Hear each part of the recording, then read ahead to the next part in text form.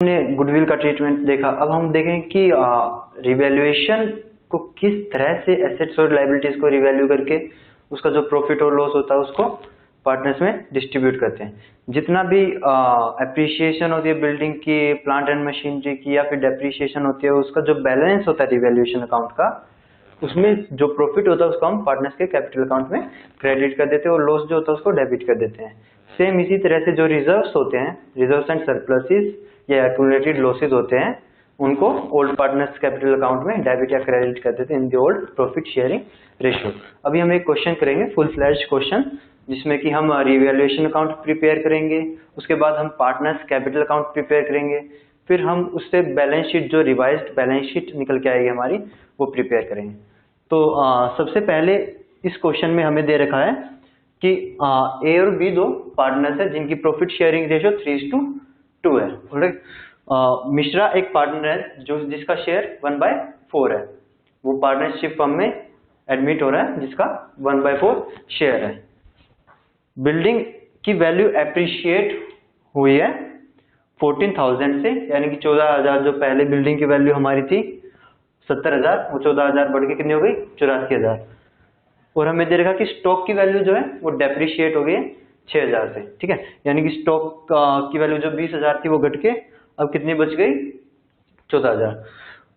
Provision for doubtful dates हमें 1,000 रुपए रखने हैं। अभी करंटली हमारे प्रोविजंस फॉर डाउटफुल डेट्स कितने हैं 300।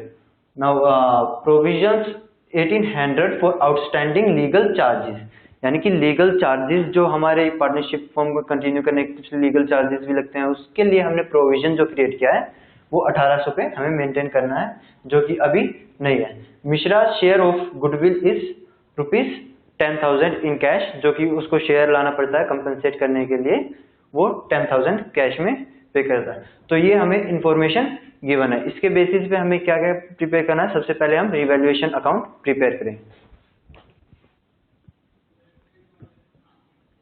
रिवैल्यूएशन अकाउंट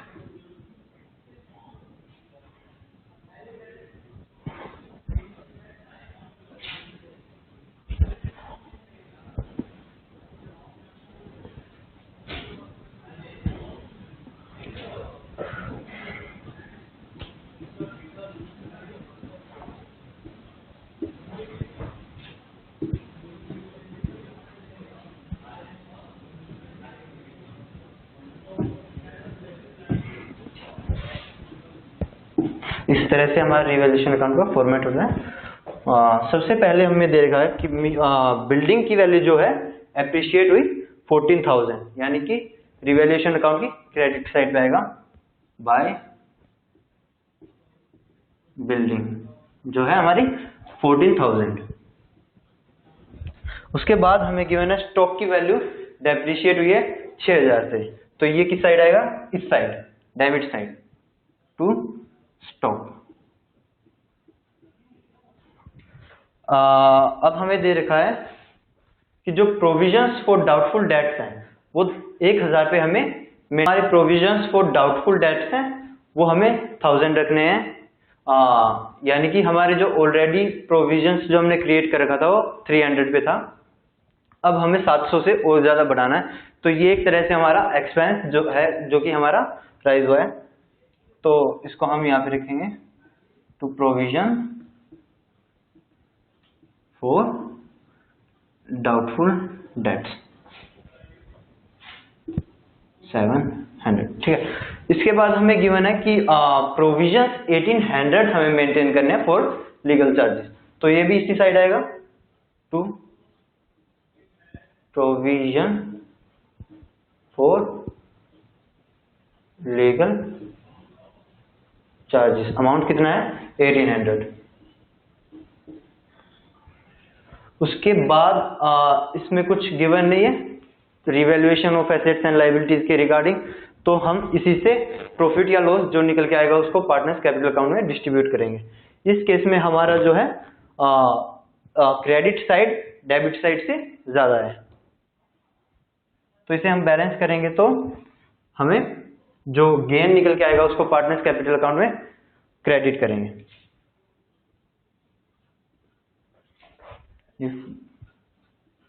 दोनों को बैलेंस करते हैं टू पार्टनर्स कैपिटल अकाउंट, ए और बी के में करते हैं। अब 14,000 में से ये जो सारी ये चीजें हम माइनस कर देंगे, तो जो रिमेनिंग अमाउंट आएगी उसको हम इस रेशियो में डिस्ट्रीब्यूट कर देंगे, यानी कि 3:2 में उसको डिस्ट्रीब्यूट कर देंगे। अगर हम 14,000 में से ये सारी चीजें माइनस करेंगे तो हमारे पास आएगा 5500। अब 5500 को ए और बी में अगर हम डिस्ट्रीब्यूट करेंगे 5:3 की रेशियो में, तो किस तरह से डिस्ट्रीब्यूट होगा? ए को मिलेगा 3300 और बी को मिलेगा 2200। तो इस तरह से हमने पार्टनर्स कैपिटल अकाउंट का जो क्रेडिट करना है वो अमाउंट हमने फाइंड आउट कर लिया, जो रिवैल्यूएशन अकाउंट से हमें गेन हुआ है। ए के में हमें करना 3300 और बी के में करना हमें 2200। अब हम पार्टनर्स कैपिटल अकाउंट प्रिपेयर करेंगे।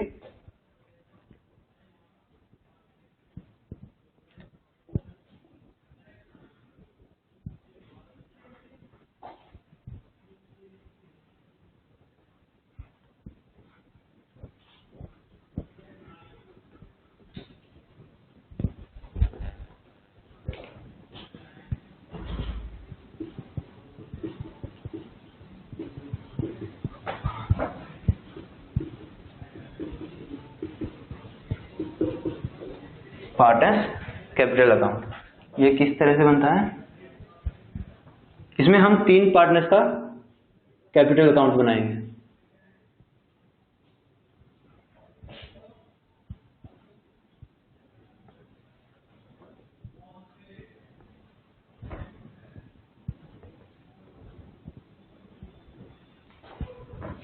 सेम इसी तरह इधर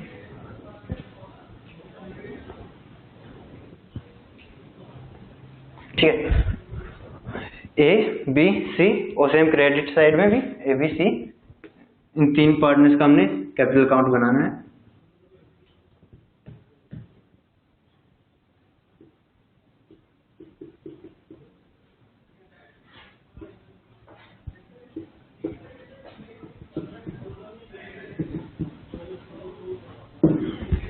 ओके, सबसे पहले हमें ए और बी का जो ऑलरेडी पुराना बैलेंस है कैपिटल अकाउंट में वो हम यहाँ पे डालेंगे।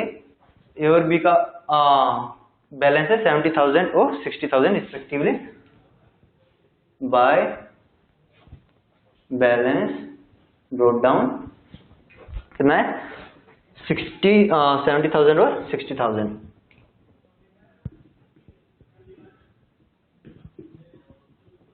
ठीक है, इसके बाद हम और एंट्रीज करेंगे जो कि इनके कैपिटल अकाउंट्स को इफेक्ट करेगी।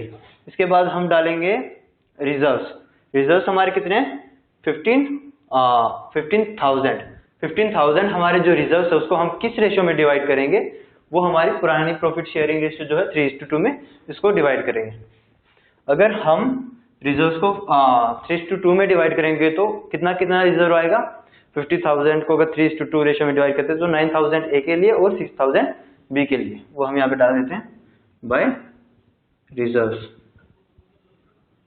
9,000 और 6,000। इसके बाद हमने रिवैल्यूएशन अकाउंट से जो प्रॉफिट हुआ था इन 2 पार्टनर्स को वो हम इनके कैपिटल अकाउंट में क्रेडिट कर देंगे बाय रिवैल्यूएशन अकाउंट। कितना कितना हुआ था? ए को 3300 और बी को 2200। इसके बाद हम क्या डालेंगे इसमें? जो हमारा गुडविल का अमाउंट पे किया मिश्रा ने, शेयर जो गुडविल का अमाउंट दिया उसने 10,000 रुपये, उसको हम 3:2 रेशियो में डिवाइड कर देंगे, यानी कि ए को मिलेगा 6,000 और बी को मिलेगा 4,000 बाय प्रीमियम फॉर गुडविल। ठीक है, ए को कितना मिला? 6,000 और बी को 4,000।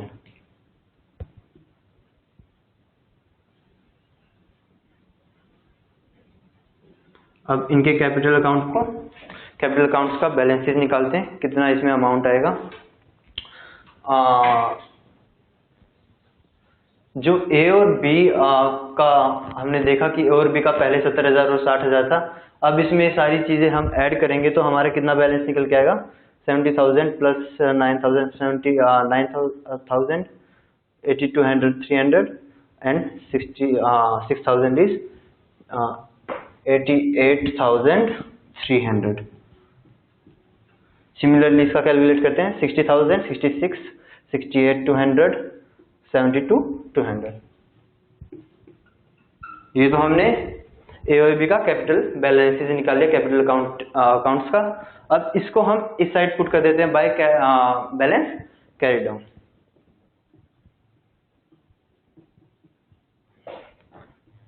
$88,300, $72,200।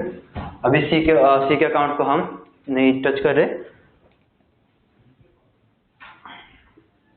यहाँ पे एज इट इज इसको उतार लेते हैं। ठीक है।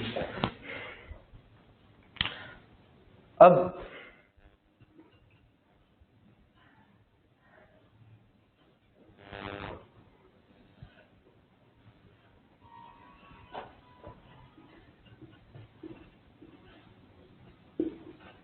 यहां से इन दोनों का जो बैलेंस था उसको यहां पे लेके आते हैं हम।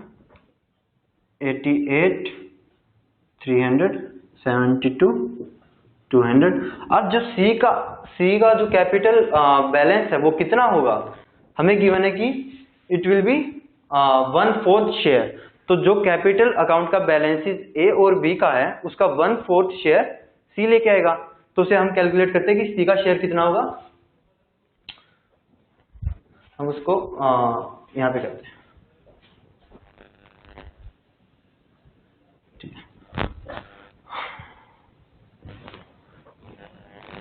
ए की कैपिटल प्लस बी की कैपिटल यानी कि 88,300 प्लस 72,200 डिवाइडेड बाय 4, जो कि हमारा निकल के आएगा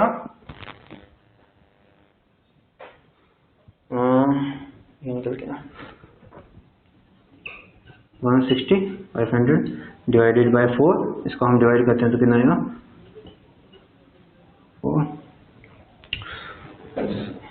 40125।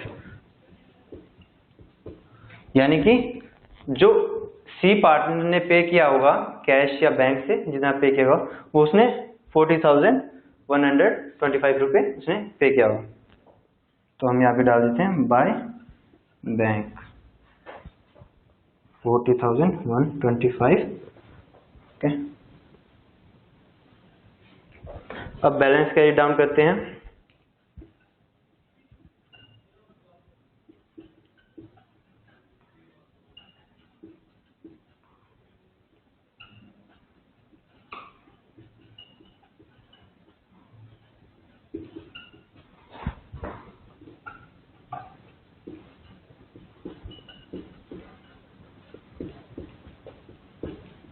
तो पार्टनर्स कैपिटल अकाउंट से हमको इन तीनों का जो कैपिटल अकाउंट का बैलेंस है वो हमें मिल चुका है।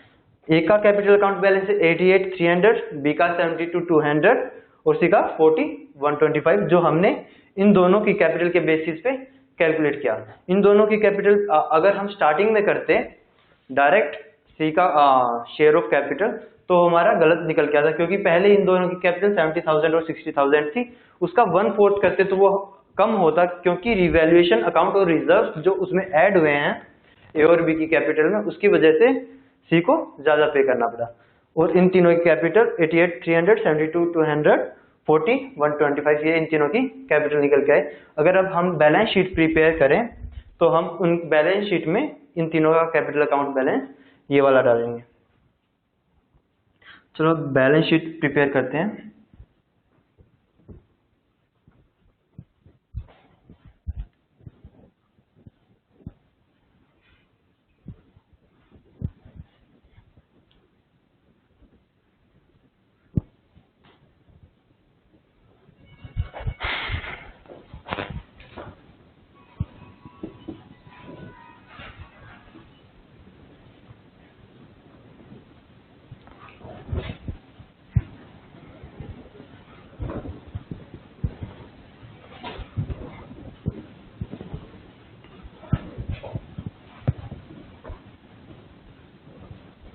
इस साइड हमारी लाइबिलिटीज आती हैं,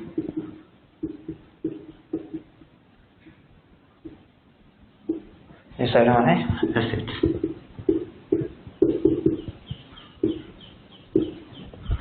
सबसे पहले हमारा कैश बैलेंस, जिसमें कि कोई चेंज नहीं हुआ, एज इट इज हम 14,800 यहाँ पे उतार देते हैं।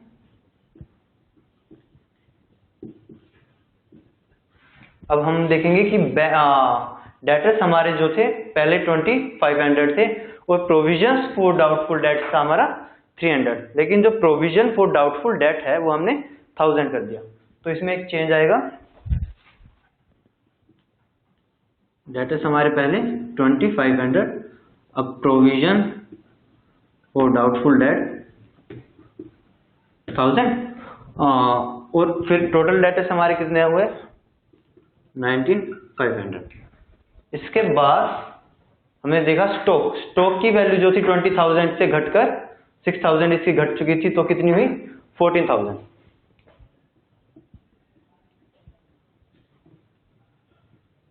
ओके, उसके बाद हमारी बिल्डिंग की वैल्यू एप्रिशिएट होगी, कितनी हुई 14,000 से बढ़ गई, यानी कि पहले हमारी थी 70,000, अब हमारी हो गई 84,000।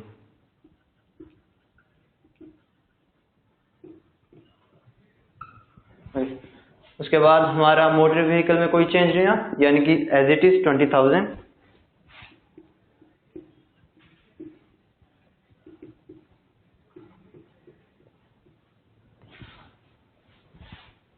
प्लांट जो हमारा, उसमें कोई चेंज हुआ था नहीं, प्लांट में भी हमारा कोई चेंज नहीं हुआ, तो प्लांट की वैल्यू भी एज इट इज 40,000।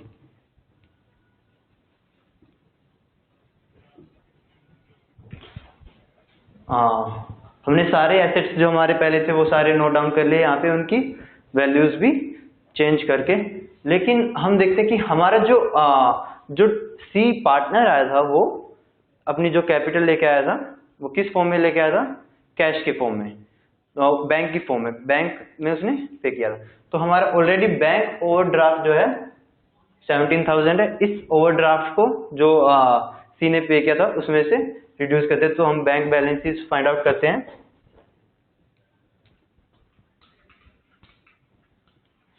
यहाँ पे करते हैं बैंक बैलेंस। बैंक बैलेंस हमारा कैसे निकल गया है, पहले उसने 10,000 अमाउंट पे किया था फॉर गुडविल, जो कि अभी पार्टनर्स ने विड्रॉ नहीं करवाया, तो अभी भी वो बैंक में होगा। ठीक है, उसके बाद जो ये ओवरड्राफ्ट है, बैंक ओवरड्राफ्ट, इसको हम डिडक्ट करते हैं 17,000 प्लस जो वो उसका कैपिटल का अमाउंट था वो भी उसने इसी फॉर्म में पे किया होगा बैंक में, तो 40, 125, इन तीनों को अगर हम ऐड करते हैं तो हमारा अमाउंट आएगा 33,125। तो यहाँ पे हम बैंक बैलेंस डाल देते हैं।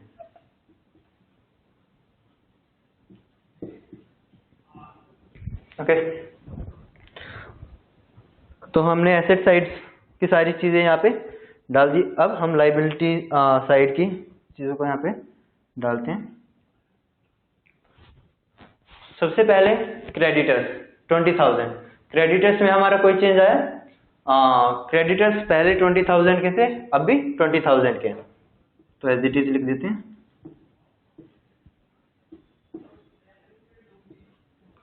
दूसरा हमारा बिल्स पेबल, बिल्स पेबल में भी कोई चेंज नहीं आया, पहले भी 3,000 के, अब भी 3,000 के। लेकिन एक लायबिलिटी हमारी ऐड और हुई है, जो कि provision for outstanding legal charges, यानी कि 1,800 amount provision for outstanding legal charges का ऐड हुआ है।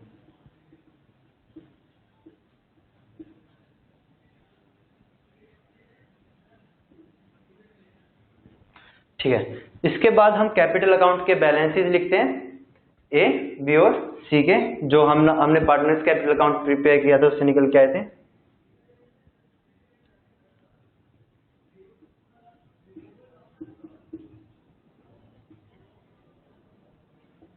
ए की कैपिटल अकाउंट कितनी निकल के आई थी हमारी 88,300, बी की निकल के आई थी 72,200 और सी की 40,125।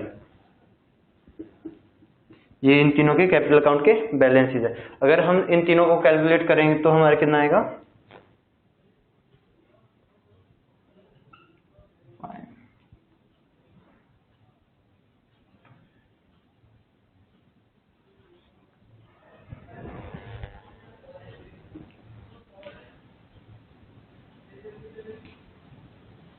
2,06,25। ये इन तीनों का अगर कैपिटल अकाउंट्स का बैलेंस निकालते हैं तो इतना आएगा। अब हम दोनों को बैलेंस कर देते हैं, एसेट साइड्स को भी और लाइबिलिटी साइड को।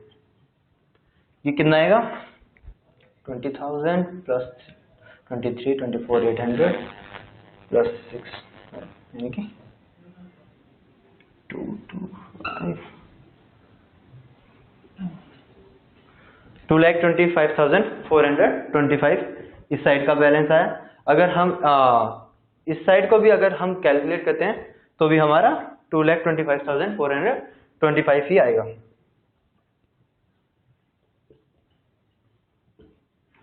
इस तरह से दोनों एसेट साइड और लायबिलिटी साइड इक्वल रहेंगी हमेशा।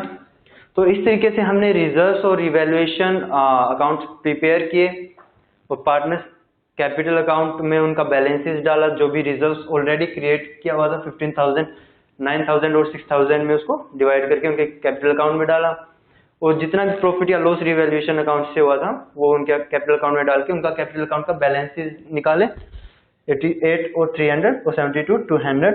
और सी का कैपिटल अकाउंट का बैलेंस हमने उसको इन दोनों की कैपिटल अकाउंट को ऐड करके 4 से डिवाइड कर दिया जो कि सी का शेयर था। और फिर हमने जितने भी आइटम्स की वैल्यू चेंज हुई थी उनकी वैल्यू चेंज की और जो भी नए आइटम ऐड हुए थे जैसे provision for outstanding legal charge उनको ऐड करके और पार्टनर्स कैपिटल अकाउंट का बैलेंस डाल के इन दोनों को बैलेंस कर दिया। और हमारी बैलेंस शीट का बैलेंस है 2,25,425।